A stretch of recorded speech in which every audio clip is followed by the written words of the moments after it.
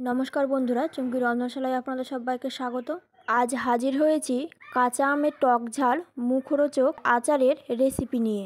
আমার মতো করে খুব সহজভাবে আপনারাও এই আমের আচার বানিয়ে ফেলতে পারেন।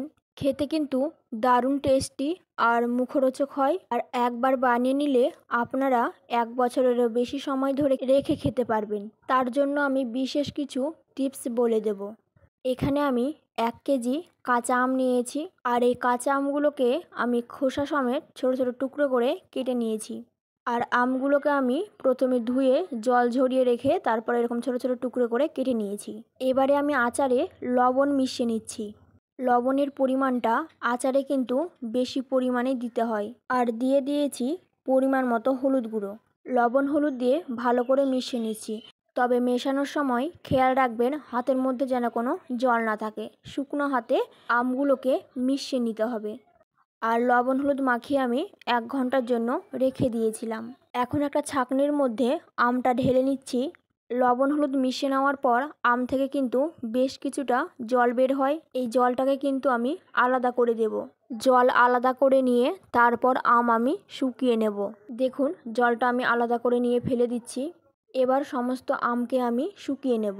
যদি রোদ্দুর ভালো হয় তাহলে একদিনের রোদেই কিন্তু আমটা শুকিয়ে যাবে। আর যদি রোদ্দুর কম হয় তাহলে আপনারা 2 দিন রোদ্রে দিতে পারেন।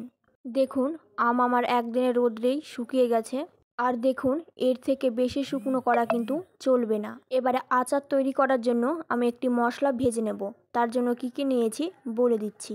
নিয়েছি 2 টেবিল চামচ কালো সর্ষে, নিচ্ছি 2 টেবিল চামচ গোটা ধনে, নিচ্ছি 2 টেবিল চামচ গোটা জিরে, 1 টেবিল চামচ গোটা মৌরি, আর নিচ্ছি 1/2 চামচ পরিমাণে মেথি দানা, আর নিয়ে নিচ্ছি কিছু শুকনো লঙ্কা। এবার সমস্ত শুকনো উপকরণকে গ্যাসের ফ্লেমটাকে লোতে করে দিয়ে ড্রাই রোস্ট করে নেব। খুব বেশি লালচে রং করে কিন্তু ভাজা যাবে না, হালকা ভাজা ভাজা করে নিতে হবে, যাতে করে এই সমস্ত শুকনো উপকরণ মুচমুচে হয়ে যায় আর একটা হালকা গন্ধ বের হয়। তারপর ফ্লেম অফ করে এগুলোকে আমি জুড়িয়ে নেব আর পরে গুঁড়ো করে নেব।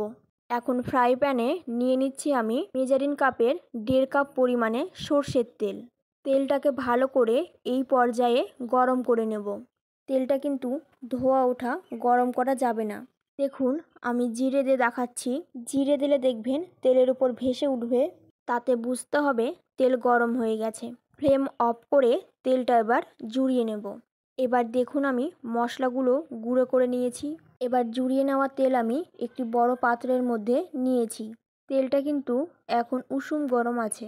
এই উষুম গরম তেলের মধ্যে প্রথমে 3টি উপকরণ মিশিয়ে নেব, আর তারপরের উপকরণগুলো তেল ঠান্ডা হলেই দিতে হবে। দিয়ে দিচ্ছি 1/2 চামচ কালো জিরে আর 1/2 চামচ জোয়ান, আর দিচ্ছি 1/4 টিস্পুনের মতো হিং। তেল ঠান্ডা হলে দিয়ে দিচ্ছি 3 টেবিল চামচ পরিমাণে কাশ্মীরি লাল লঙ্কার গুঁড়ো, আর দিচ্ছি 1 টেবিল চামচ পরিমাণে হলুদের গুঁড়ো। এখানে কাশ্মীরি লাল লঙ্কার গুঁড়ো দিলাম যাতে করে আচারের রঙটা খুব সুন্দর হয়। বাজারের আচারগুলোতে কিন্তু ফুড কালার দেওয়া থাকে। এখানে আমি ফুড কালার না মিশিয়ে কাশ্মীরি লাল লঙ্কার গুঁড়ো দিলাম, এতে করে রঙটা বেশ সুন্দর হয়। এবার যে মশলাটা আমি মিক্সিতে গুঁড়ো করে নিয়েছি সেটা তেলের মধ্যে দিয়ে ভালো করে মিশিয়ে নিতে হবে। সমস্ত মশলা দিয়ে তেলের সাথে ভালো করে মিশিয়ে মিনিট 5 অপেক্ষা করব, যাতে করে মশলাগুলো তেলের মধ্যে বেশ ভালো করে ফুলে যায়। আর তারপর এখানে যোগ করে দিচ্ছি পরিমাণ মতো বাকি লবণ। এই আচারে লবণের পরিমাণটা কিন্তু একটু বেশি করে দিতে হয়। সমস্ত তেল আর মশলা একসাথে আমি ভালো করে মিশিয়ে নিয়েছি। মশলা আমাদের একেবারে রেডি। এবার এখানে শুকিয়ে নেওয়া আম যোগ করে দিচ্ছি। আম আর মশলাকে বেশ ভালো করে মিশিয়ে নেব একসঙ্গে। খুব ভালো করে মিশিয়ে নেব যাতে করে তেল আর মশলার আমের ওপরে বেশ সুন্দর একটা কোটিং ধরে যায়। খুব ভালো করে মিশিয়ে নেওয়া হয়ে গেছে। এবার কিভাবে কাচের বয়ামে আচার ভরে রাখলে সারা বছর ধরে সংরক্ষণ করা যায় সেটা আমি নিখুঁতভাবে দেখিয়ে দিচ্ছি। আচার ভালো রাখার জন্য আর একটু তেল ব্যবহার করব। তার জন্য এখানে আমি 1 কাপ তেল গরম করে নিচ্ছি। তেল গরম করে নেওয়ার পর তেলটা আমি প্রথমে ঠান্ডা করে নেব। আর যে বয়ামে আচার রাখা হবে তা যেন অবশ্যই কাচের হয়। আর কাচের বয়ামকে জল দিয়ে ভালো করে ধুয়ে পরিষ্কার করে নেওয়ার পর 5-10 মিনিট আমি রোদে রেখে দিয়েছিলাম, এতে করে জীবাণুমুক্ত হয়ে যায়। আর তারপর আচার এই জারের মধ্যে ভরে নেব।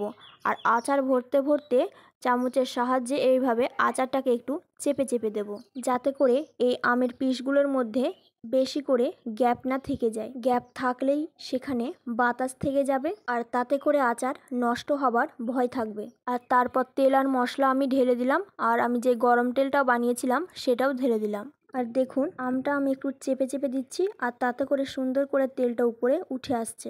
আমটা মজে গেলে কিন্তু আমটা আর একটু নেমে যাবে আর তেলটা আর একটু উপরে উঠে আসবে। চেষ্টা করবেন আমের আচারের ওপর পর্যন্ত যেন তেল থাকে, তাতে করে আচার নষ্ট হবার ভয় থাকবে না। এবারে আমি একটা সুতির পরিষ্কার কাপড় নিয়েছি। এবারে কাপড়টাকে আচারের বয়ামের মুখে বেঁধে দিয়ে প্রায় 2-3 দিন আমি রোদ্রে রেখে দেবো, এতে করে আচার সুন্দর মজে যাবে।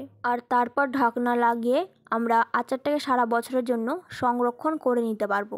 আশা করছি আমার আজকের এই টক ঝাল মুখরোচক আমের আচারের রেসিপি ভালো লেগেছে। ভালো লাগলে অবশ্যই আমাকে জানাবেন, আর লাইক ও শেয়ার করার অনুরোধ রইল। আমার চ্যানেলে নতুন বন্ধু থাকলে চ্যানেলটি সাবস্ক্রাইব করে নেওয়ার অনুরোধ রইল। পাশে থাকা বেল আইকনটা অবশ্যই প্রেস করে দেবেন, কারণ আমি চ্যানেলে যখনই কোনো নতুন রেসিপি শেয়ার করবো নোটিফিকেশন আপনাদের কাছে পৌঁছে যাবে। আজকের মতন এই পর্যন্ত, আবার হাজির হয়ে যাবে নতুন কোনো রেসিপি নিয়ে। ভালো থাকবেন, সুস্থ থাকবেন, ধন্যবাদ।